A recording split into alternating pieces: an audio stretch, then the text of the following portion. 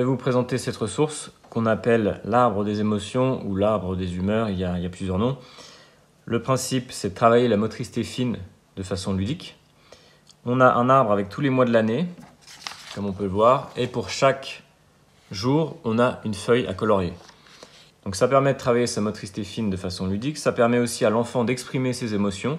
Il y a quelques enfants qui sont renfermés, donc ça veut dire que vous aurez ses émotions, vous pourrez échanger avec lui à la fin.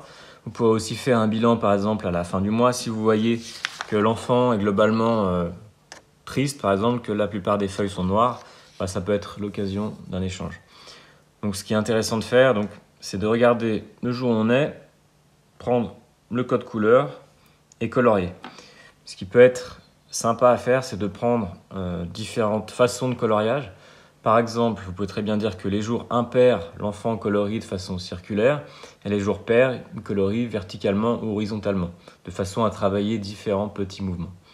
Donc, par exemple, aujourd'hui, si l'enfant se sent heureux et qu'on est le 31 mai, on va l'inviter à colorier délicatement la feuille qui correspond. Vous pouvez faire ça tous les jours, par exemple avant de commencer certains exercices ou le matin quand l'enfant se réveille pour savoir comment il sent ou à la fin de la journée. Ça, c'est à vous d'adapter en fonction de votre enfant.